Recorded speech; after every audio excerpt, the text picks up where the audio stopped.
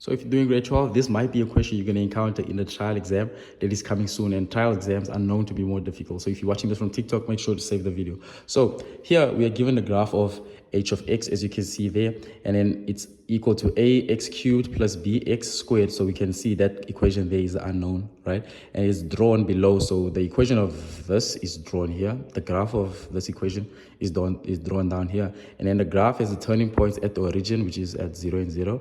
And then at B, which is 4 and 32. So at 0 and 0 is that there.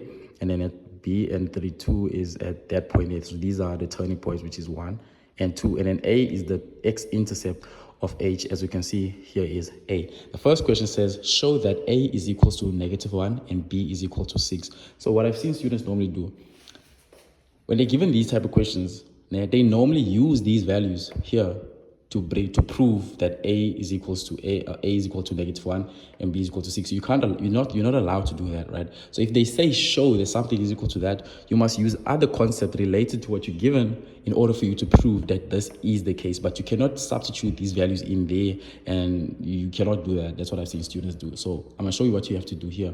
So here we have to think, what are we given and what can we do with what we're given? So here we only know the turning points, right? We know the values of this and that. So we must think of the concept related to that. So in a cubic function, how do you get the value of the turning point? Well, in order for you to get the value of the turning point, you first find the first derivative, meaning you derive and then you equal it with 0. You're probably thinking, well, why do we equal it with 0 whenever we find the x coordinate of the turning point? That's because whenever you're deriving, that action of you deriving, you're finding the gradient of a tangent at a certain point. But remember, at the turning point, your tangent is sort of like a horizontal line, a straight line. And then a straight line have a gradient of 0. Hence, these two will give you a gradient of 0. Hence, whenever we find the first derivative, we just equate it with 0, right? And then to find the x, we just solve for x. After we derive that with 0, we solve for x, and then we sub in the x into the original to get the corresponding y value. I'm sure we know that by now, right? But here, we're not looking for the turning points. We already have the turning points, meaning we can make an equation based on this concept here. How do we do that? So the solution for this one would be 1. We can just say, well, this is the original. I'm going to write it here. We have ax cubed plus bx squared. So we can find the first derivative of the function, which is the gradient at that point. That will just give us 3ax squared plus 2 to bx, just like that. But we know what the x value is, right? Because here we have an x value of 4. I mean, we would have used that one, but it's just 0. It's not going to help us much, so we're going to use the 4. So when we substitute in the 4, we have 3, we have a, we have 4 squared plus 2b, and then we have 4. So that is what we have right there. So what we can do though is just multiply those out and like simplify it. So for this one, we're going to just say the value of is equal. So that will give us 16. 4 squared will give us 16. And then 16 multiplied by 3 is 48. So that's going to give us 48. A. Does that make sense? And then we're going to have plus 2 plus that will just give us 8b, right? And then that gives us 8b. And then we know that this, which is the first derivative, is equal to 0. So we can just equate this with 0. So we can just say 48a plus 8b is equal to 0. Because we know at the turning point, the first derivative is equal to 0. And this is the first derivative. As we can see, this is the first derivative. We equated it with 0. So we can just divide by 8, because 8 is a common factor here. So we can just divide by 8, divide by 8, divide by 8. So here, they're just going to give us 6a plus b is equals to 0. So this will be equation 1. That's equation 1. So we created an equation based on the concept that we understand well when it comes to the turning point.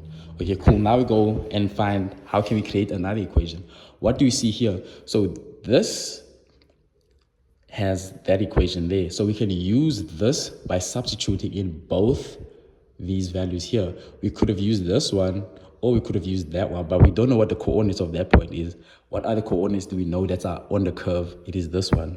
Where's the other one? It is that one. But the one with 0 and 0 is not really going to help us. So we're going to use this one that has the values, right? So now we go to the original, which is h of x is equals to a x to the power of 3 plus b x to the power of 2.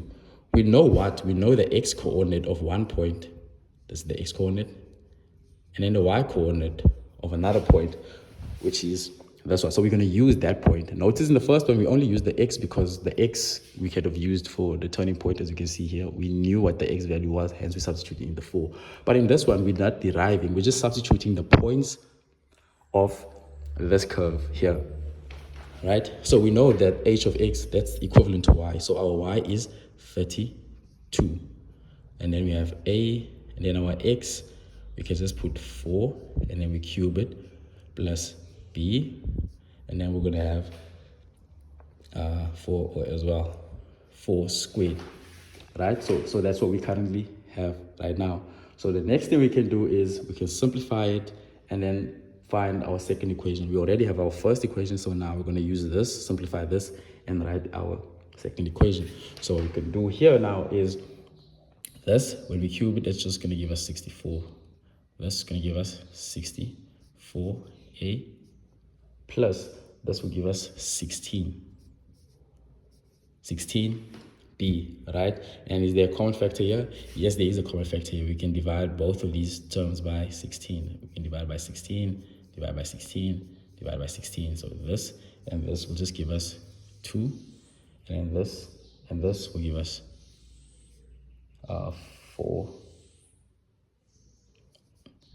4a, and then this and this will just give us b. Is this simplified?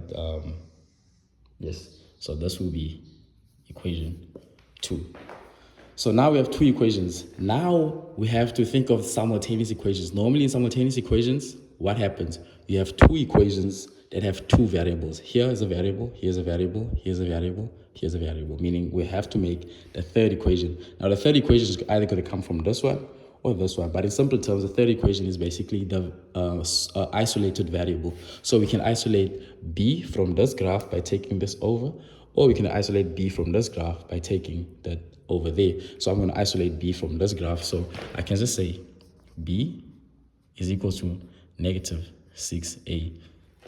And just take the 6a over, so it's going to be negative. So there will be equation 3. I know this is long, but as long as you get where I'm going with this. So now, in simultaneous equation, what do you do once you isolated a variable? You can substitute it in. So we're going to sub equation 3, which is the one we just made now, into equation 2. Right? What does that mean? It means in equation 2, where we see b, we're going to put in negative 6a. So we're going to go to equation 2. Equation 2 says 2 is equals to 4a plus, I see a b there. What do we put? Minus 6a. Right? Hope you're following so far. And then now, the reason why we can work with this is because you'll be noticing that we only have one variable, which is a and a, making our equation easy to simplify. So we're going to have 2. Then we're going to have 4a minus 6a. 2 is equals to negative 2a. And then because we want a, we're going to divide by negative 2, negative 2. Here and here, we're going to be left with a. This and this will give us negative 1. And as you can see, we have the 1. Well, how do we find b? Well, b is easy because remember, we already isolated that variable, that equation there. And then b reads b is equal to negative 6a. But now we know what the value of a is, so we can just substitute. So b is going to be equal to negative 6, and then we put in negative 1, and then negative and negative will give us a positive 6. So therefore, b will be equal to that. I hope you understand how you can get that easy 6-mark question, but you have to understand this concept here. And then after you understand that concept here, you basically just substitute any point on this curve that we know, which is this one. We also know that's a point in the curve, but it's not going to help much as that's just 0 and 0, right? And the following question is going to be answered in the YouTube video. So if you are watching this on YouTube, let's do it together. If you're watching this on TikTok, then just go into the YouTube for the rest of the video.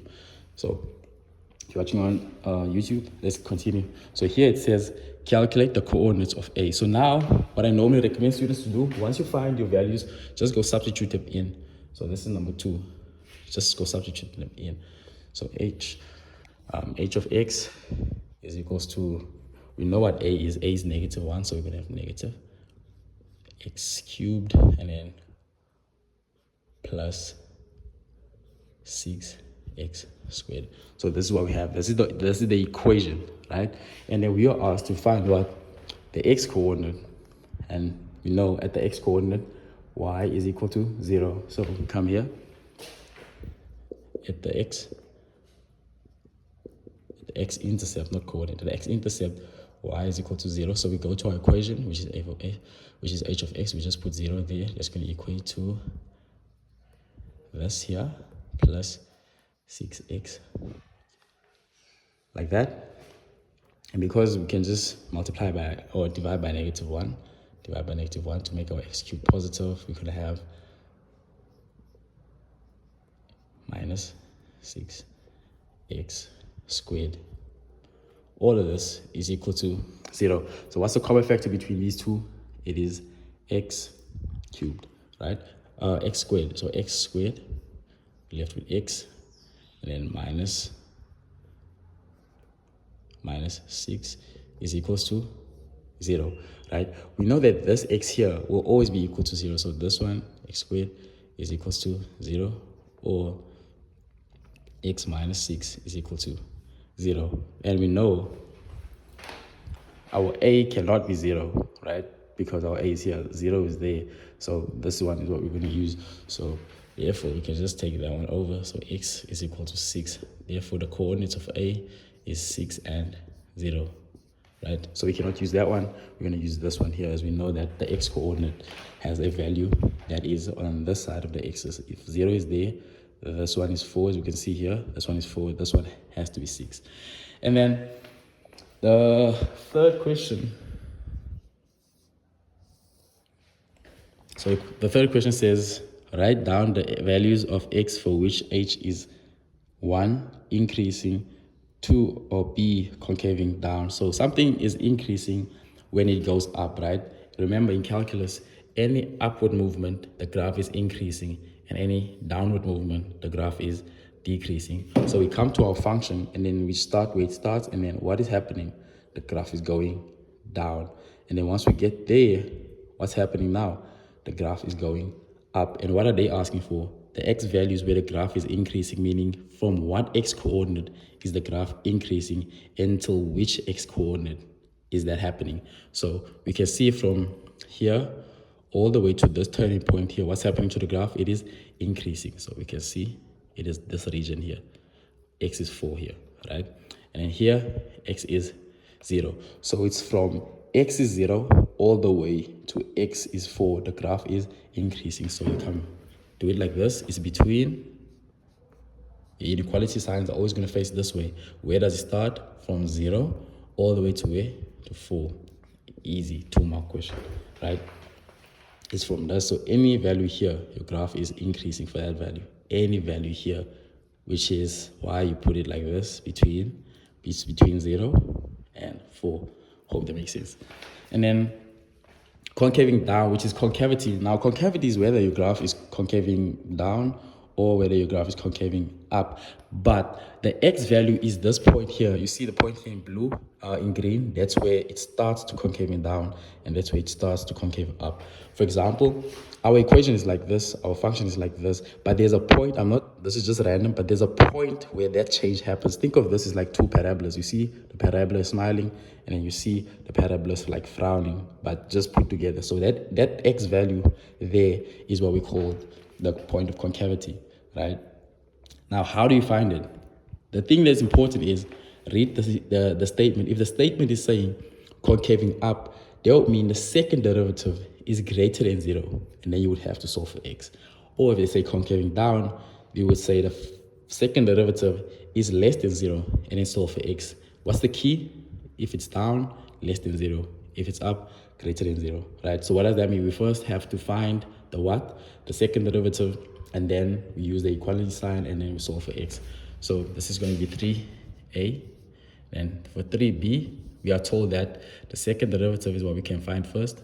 So our original function is negative x3 plus 6x squared. So we have to derive this twice. So x for the first derivative give us negative 3x squared plus 12x. And then that's the first derivative, but we're supposed to derive it twice.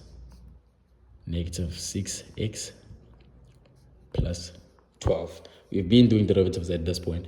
And then what are they asking for? They're saying where it is concaving down. So we're going to say the second derivative of this is less than 0. But what is the value of this? It's that. So we can put it here, 6x plus 12. And then what do? We solve for x because they asked for the x value where that is happening. So we're just going to take the 12 over. So we're going to have negative 6x, keeping that negative 12. Then what do we do next? We want the x, right? So we're going to have to divide by negative 6, divide by negative 6. But what happens with the inequality sign if you divide or multiply by a negative? It changes. So this and this will give us x.